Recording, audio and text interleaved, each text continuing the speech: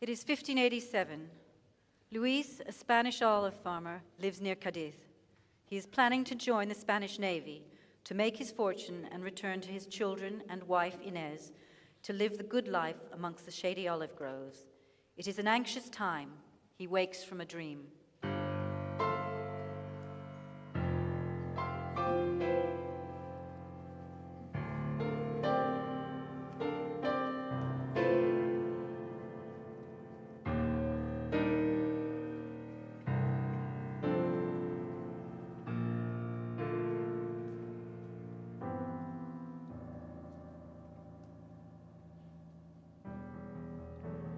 Methought what pain it was to drown, what dreadful noise of water within mine ears, what sights of ugly death within mine eyes.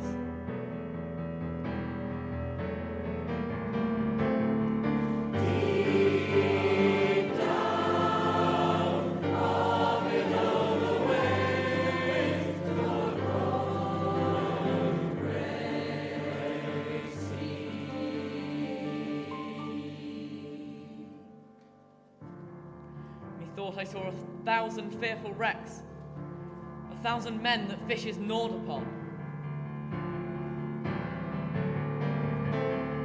Deep down, where the light of day is alone gravely.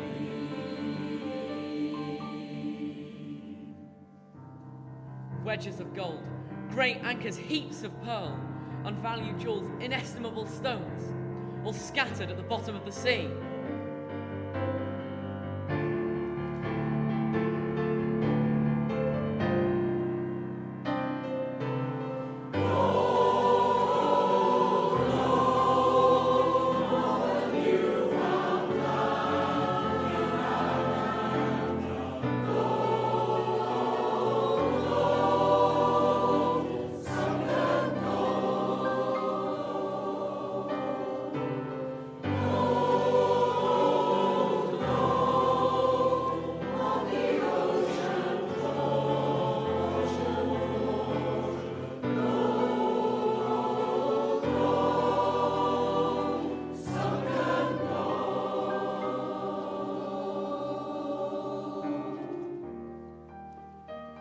As husband of Mary I, King Philip II of Spain was for some years King of England.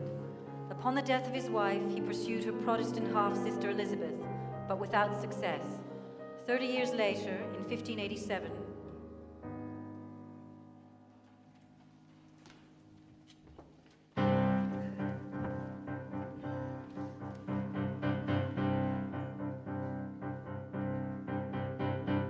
over the sea there's a wicked lady leading her people to purgatory. Spoke to me, told me clearly, save these people from heresy. Save these people from heresy. The Holy Crusade, 3 million souls to save. There's only one way. Invade,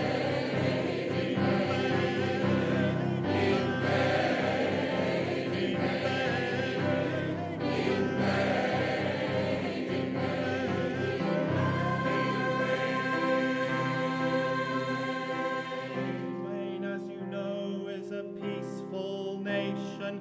We never wanted to go to war. But Protestantism is an evil we must eliminate forevermore. We must eliminate forevermore.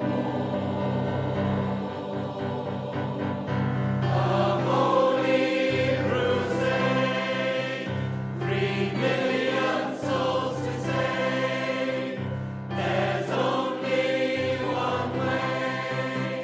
Invade, invade, invade.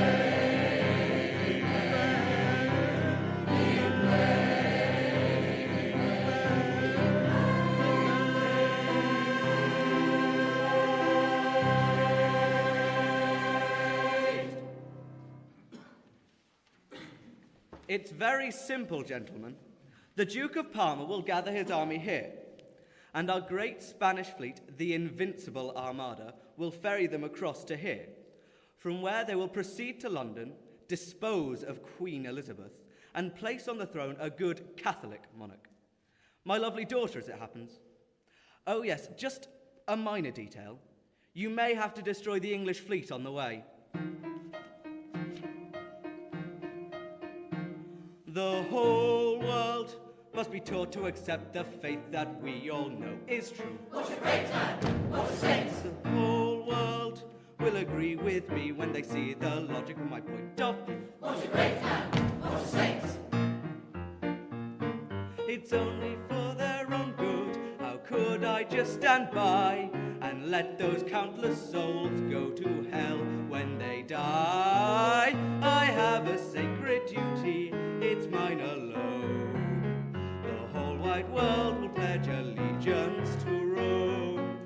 He has a sacred duty, it's his alone. It's mine alone. The whole wide world will pledge allegiance to Rome. The English will be shown what they ought to have known all along. It's up to me. What a great man, what a saint! The English will regret that they let their church withdraw from the Holy See. What a great man, what a saint!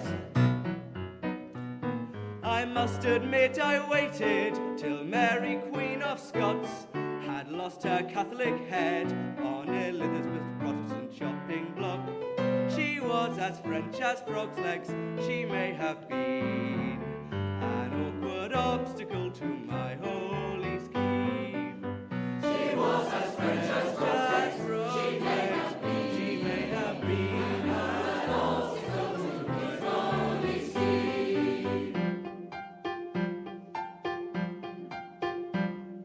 Pope Sixtus, as a holy man, understands my plan and sees my need. What a great man, what a saint! Pope Sixtus, with a generous hand,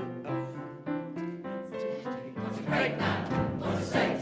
kindly pay 1 million gold ducats on demand. The moment Spanish feet step on England's green and pleasant land. Religion's my obsession, I can't deny. But glittering gold creates a glint in my eye. Religion's his My obsession, he can't deny. I can't deny. Glittering gold creates a glint in his eye.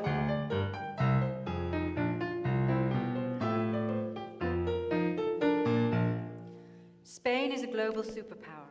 England is a relatively insignificant little nation on the periphery of things, both politically and geographically. But Elizabeth has other ideas.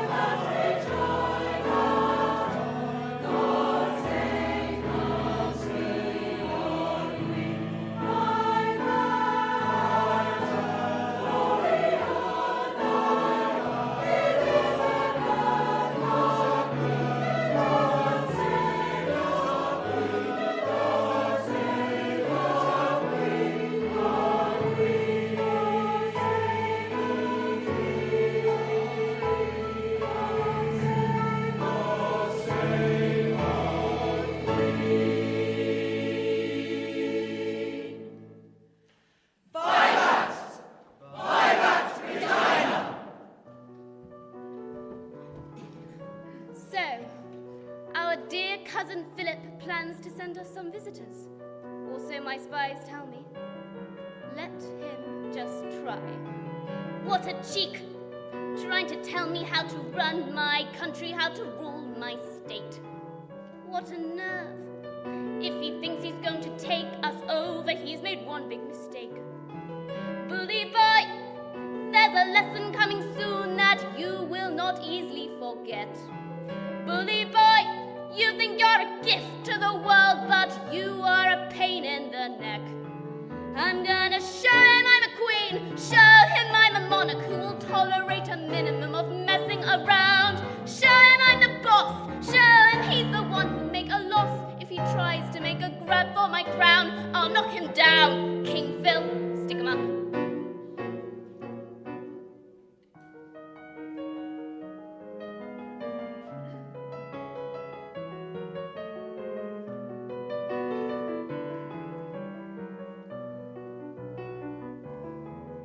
You're a king, it doesn't mean a thing to me. You're just a bad-mannered boy.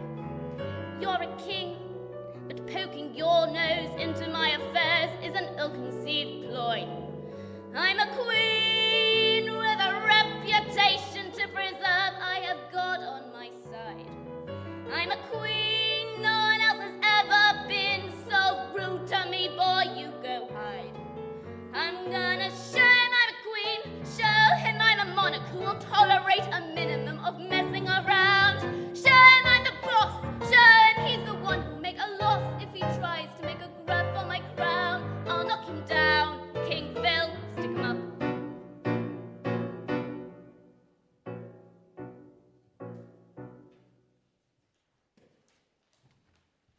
The huge and impressive Spanish fleet, known as the King of Spain's Beard, is gathering in the port of Cadiz in preparation for the great enterprise of England. But Sir Francis Drake prepares a pre-emptive strike.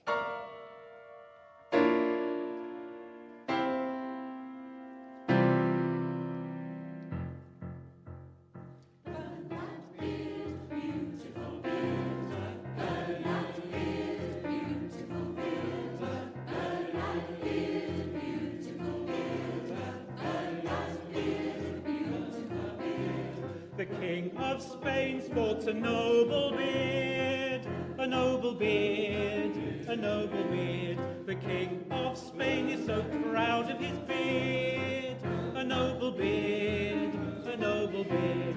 His whiskers are his warships that are universally feared. Sir Francis Drake is going to make a beautiful bonfire from that beard.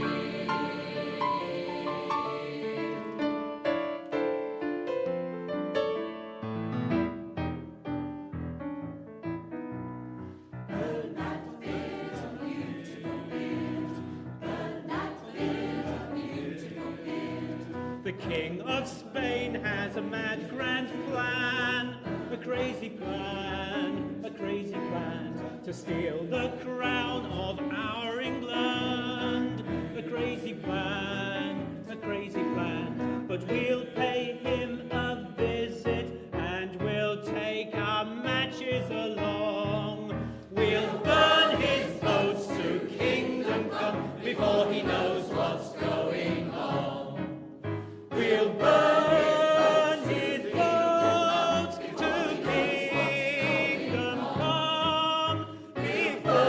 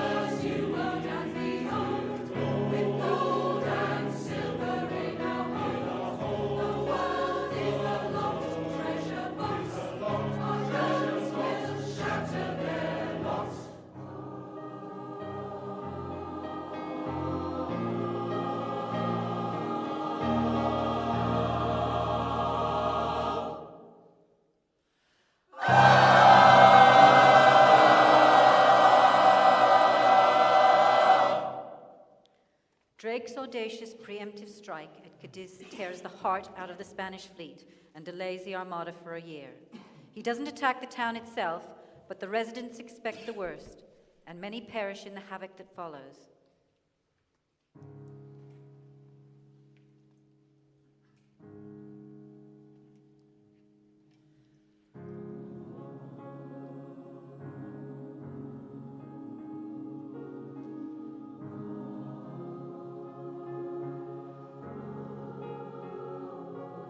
The men boast. We fought off the English invaders, they say. But I saw 30 ships go down with my own eyes. I saw thousands of brave troops waiting helpless on the shore as that English devil El Draque took his pick. I saw old women and children dead on the street, killed not by guns or sword or explosion, killed by panic, crushed to death as they crowded under the castle walls, seeking safety.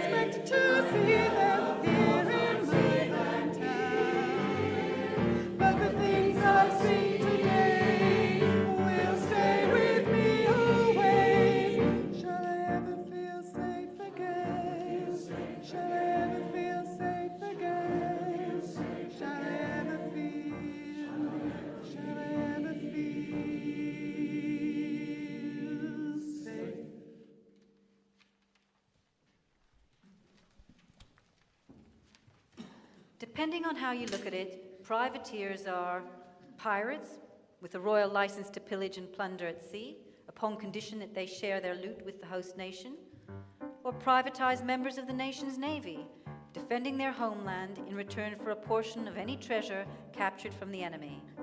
Sir Francis Drake is a privateer par excellence, attacking treasure ships and stealing their gold and silver en route from the Spanish colonies in Mexico and South America.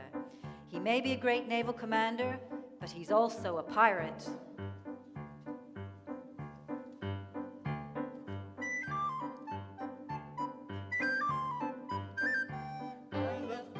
I love gold, I love silver, I love silver, anything will do. I love sailing fancy free on the ocean blue. But you should see the fruit. I like fights. I like fights, we're such macho men. Macho men. We like chasing treasure ships, boarding them and then Here comes the best of best bits. Slice and slice those Spanish actions. Slice and slice those Spanish actions. Lick your fries, cut a Spanish throat, and let them freeze and blow. Retire them up and throw them overboard. Oh, what a jolly life we have upon the sea. Pirates the sea, surely. Oh, what a jolly life we have upon the sea. Yes, pirates, pirates, pirates,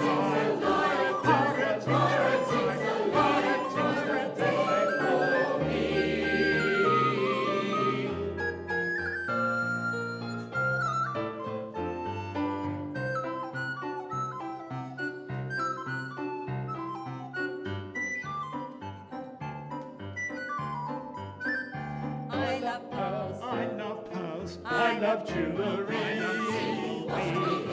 Diamonds are a man's best friend, are we all agree? Especially when they're free. Excuse me, sir. Excuse me, sir, I believe that's that's fine. Vendors, keepers, that's the rule. Goodness, what a fine. What a charming place. Pick and strip and pick from pick and strip and strip your hit and strip to confiscate and strip, create and sequestrate and seize your share of more as long as still alive. Throw them overboard. Oh, what a jolly life, a jolly land we see. Pirates in the sea, surely. Oh, what a jolly life we have upon the sea. Pirates, pirates, pirates, pirates, pirates, pirates, is the life for me.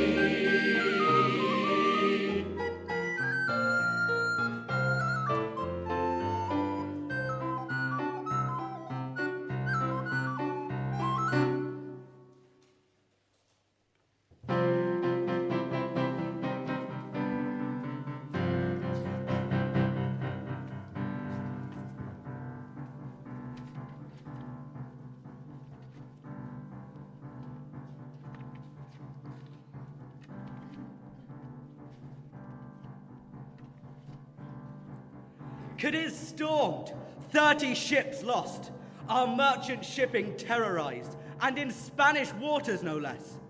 Essential supplies for the great enterprise of England destroyed, and our great South American treasure ships plundered. And all this work of one man, that cursed Drake, El Drake. El Drake, El Drake, true son of Satan's clan. You believe your audacious attacks can ruin my plan. El Drake, half devil, half man. You forget that I am guided by God's merciful hand.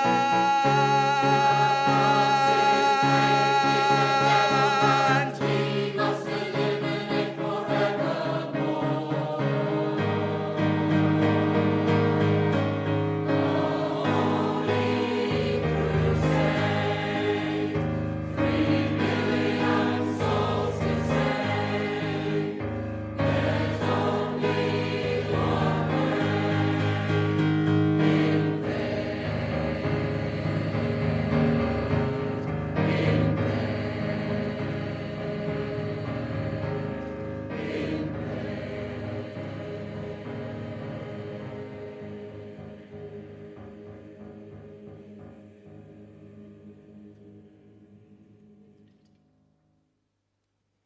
Throughout the spring of 1588, Spain and England prepare their fleets for the inevitable conflict to come.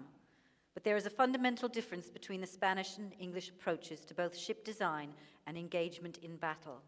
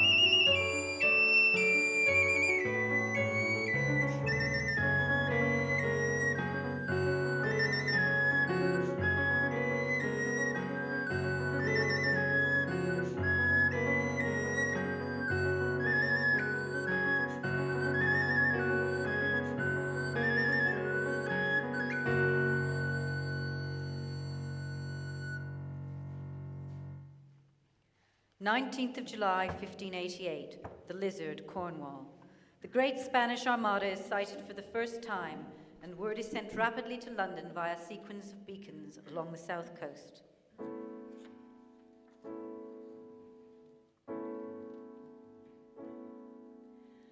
Through the mist, a strange shape moves silently,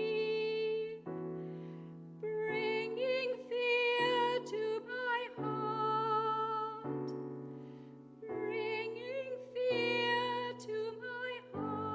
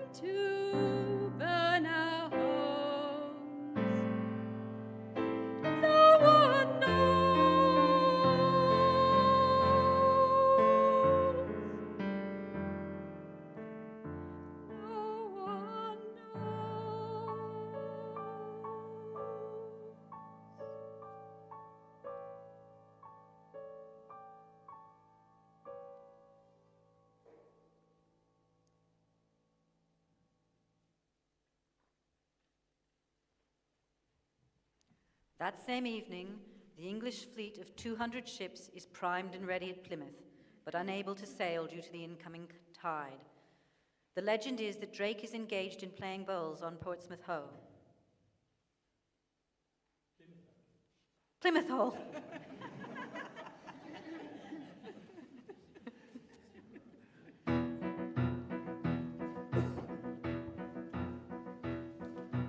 This one is the Queen of England. What you mean, the Queen of England? Clean and shine, dazzling shine. Clean and shine, dazzling shine. This one is the Spanish tyrant. What you mean, the Spanish tyrant? Genuine mud and grime. Genuine mud and grime.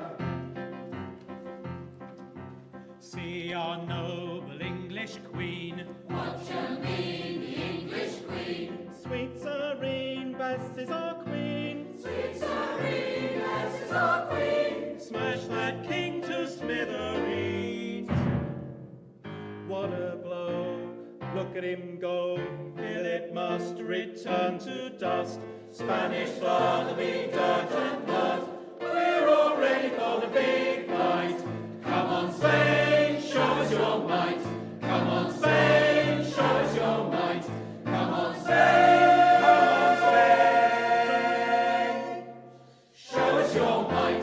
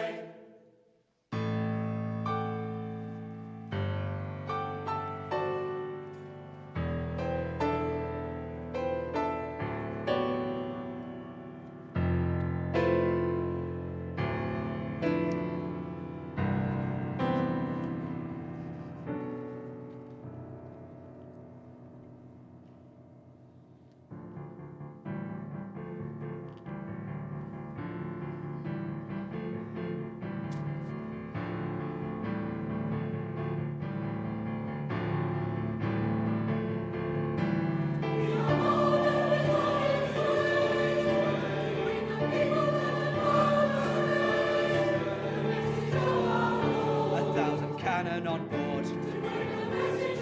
1 million ducats from the Pope.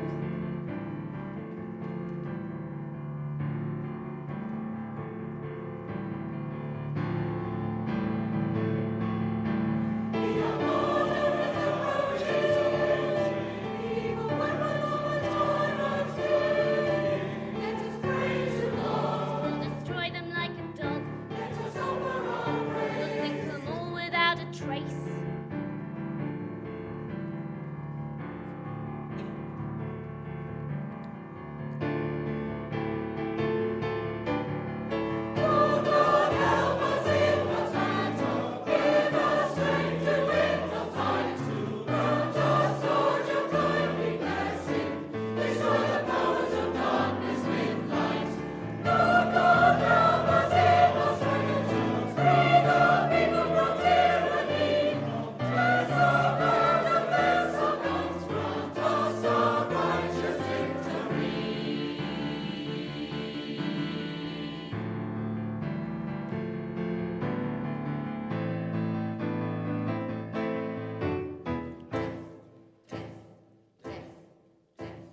Sunday, the first battle, within sight of Plymouth. To the enemy, death to the foe. Satan is waiting for you down below. We will create the fate you deserve. Clear you away from the face of the earth. We will create the fate you deserve. Clear you away from the face of the earth. Death to the enemy, death to the foe. Satan is waiting for you down below. We will create the fate you deserve. Clear you away from the face of the earth. We will create the fate you deserve. Clear you away from the face of the earth. The Spanish are doing our job for us. Two of their invincible vessels smash into each other, and another one blows itself up. Delightful.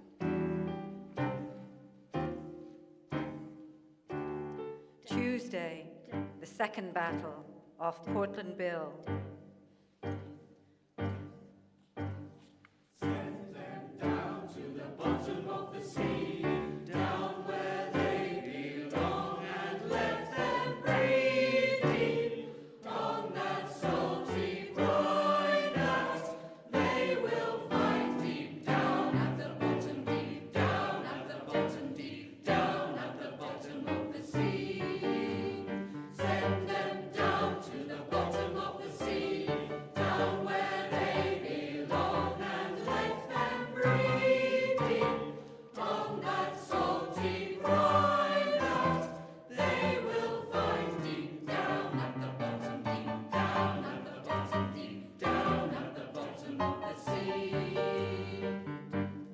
I thank you, God.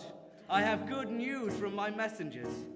They say the English fleet is scattered with many ships lost. My invincible armada is nearing the Flemish coast and will rendezvous with my great invading army of 30,000 soldiers within days. Of course, the news is yet to be confirmed. Thursday, the third battle, off the Isle of Wight.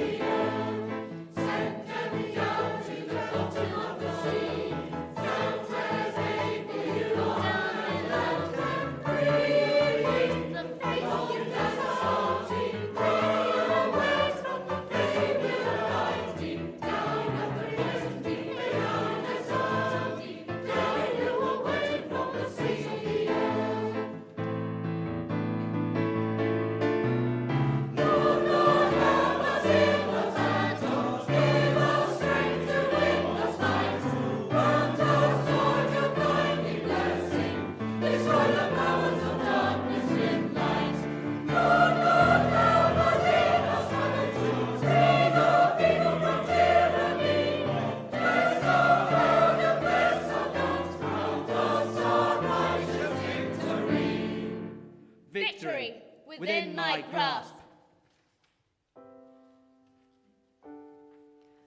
The Marquis of Santa Cruz, a highly experienced naval commander, was the appointed commander of the Spanish Armada, but he died in February 1588.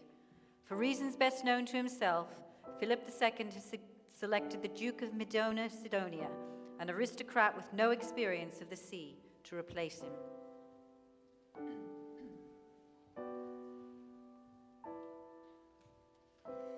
I have warned him again and again, the King of Spain, my master, that this ridiculous enterprise could only lead to disaster. But my king commanded me to carry through his plan. was guided by the will of God, he said. He was guided by the Lord's hand. He was guided by the will of God, so he said. He was guided by the Lord's hand. But now the blame will fall on me because I lost the game. I'll live in shame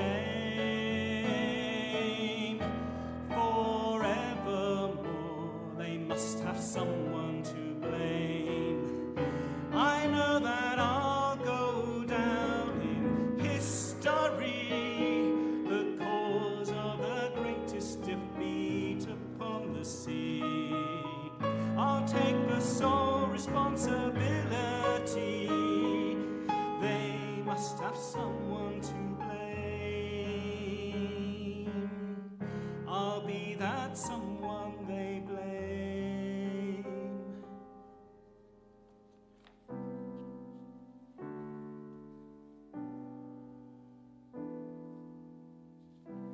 I have tried again and again to find a faith in victory, but this ridiculous enterprise I always knew would end in tragedy. Maybe if I could have believed that God would grant his aid, we would not be waiting here so helplessly, waiting silent and afraid. We would not be waiting here so helplessly, waiting silent and afraid. But now the years of pain begin, living in a nightmare every day. Now the life of loneliness begins, living hidden away. I know that my fate will fall on me, no matter how much I explain. Someone has to be the whipping boy. They must have someone to blame.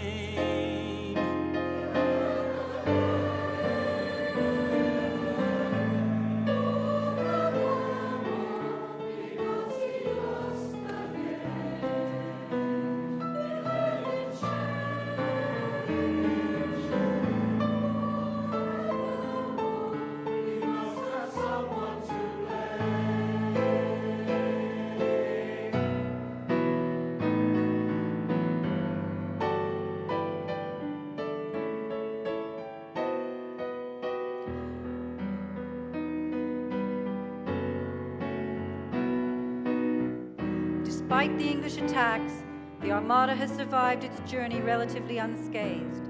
It is moored near Calais, where it is supposed to pick up 30,000 Spanish soldiers for the crossing to England.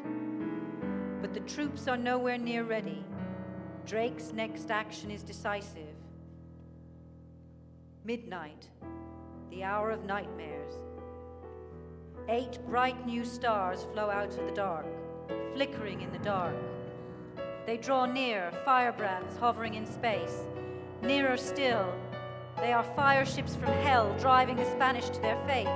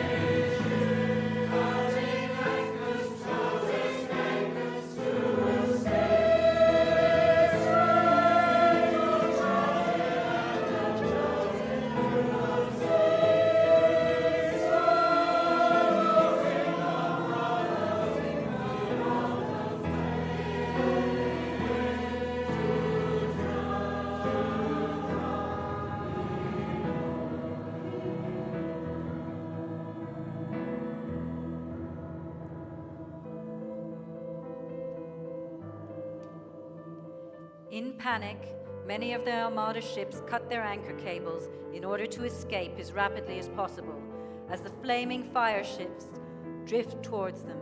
Over the following days, the Armada flees northwards, with the English in hot pursuit. All hope lost of ever meeting up with the Duke of Parma and his invading army. Eventually, low on supplies and completely out of ammunition, the English return home in triumph.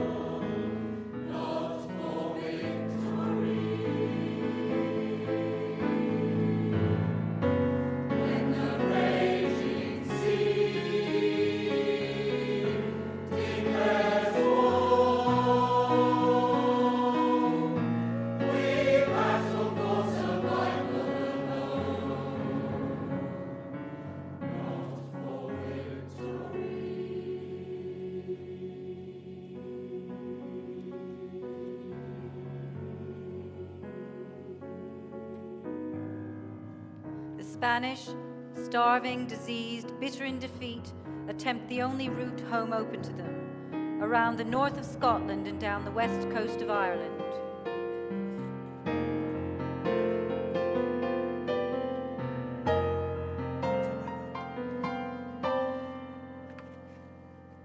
Against all the odds, many ships make it back home, but at least as many again are wrecked on the hazardous coasts of Scotland and Ireland. The few exhausted survivors are prey both to the natives and to the avenging English soldiers. The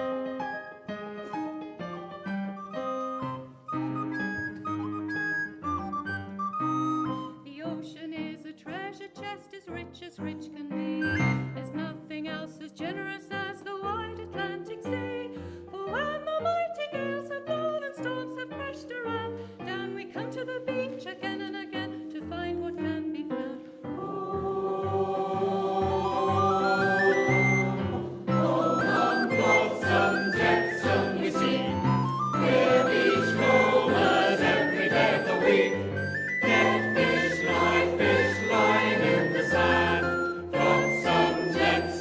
On the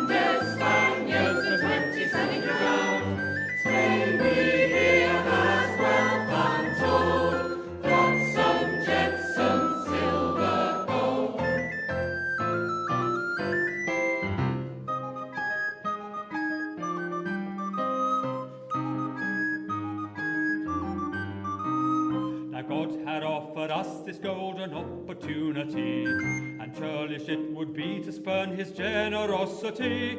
So first we stripped the corpses bare as on the beach they lay, and then we stripped the living men, took jewels and clothes away. Oh, come flotsam, jetsam and dregs, 10 dead Spaniards and 20 on their last legs. Now we all have wealth untold, flotsam, jetsam, silver, gold.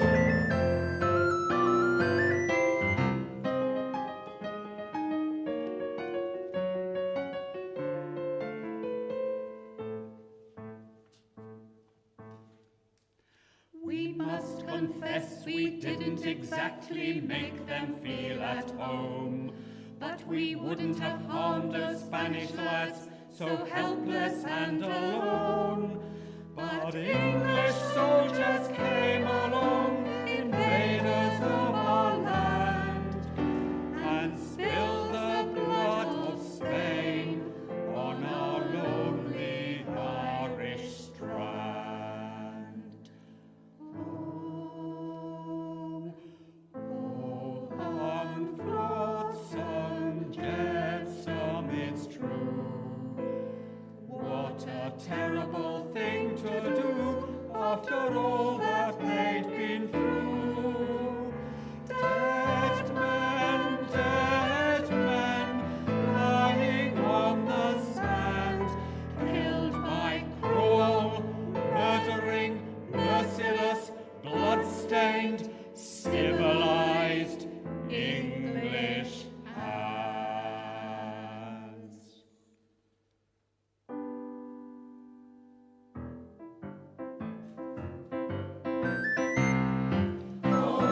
Flotsam, jetsam, hooray! No more beach rowing from today.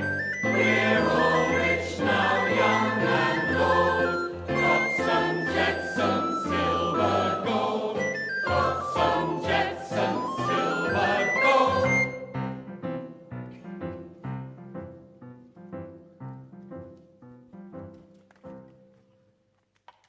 Luis's nightmare has not come true. He didn't drown in the shipwreck. But now he finds himself stranded on the west coast of Ireland, and he may as well be on the moon for all the hope he has of ever finding his way home again. Yet one more victim of glorious war.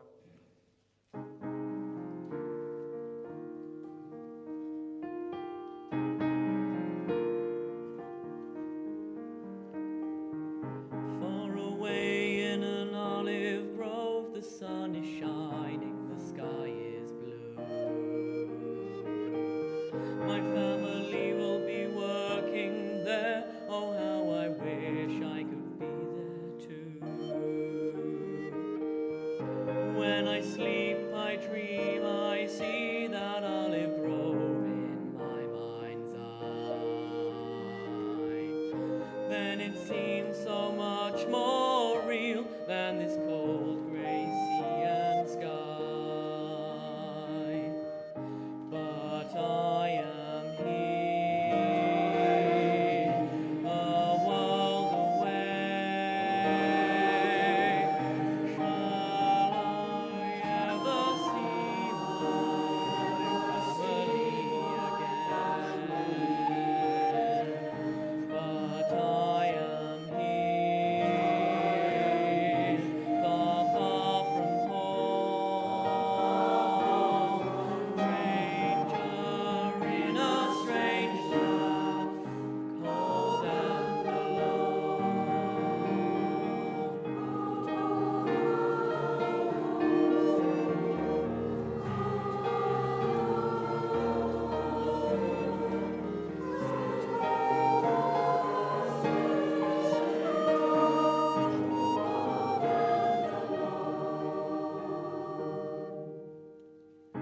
When I marched away to war, said I'd return as a wealthy man. Look at me now, nothing more than a beggar in a foreign land. They told me I'd return with with many glorious tales to tell. But the only thing I've learnt is how it feels to live in hell. For I am here, a world away. Shall I ever see my family again? For I am here, far, far from home, stranger in a strange land, cold and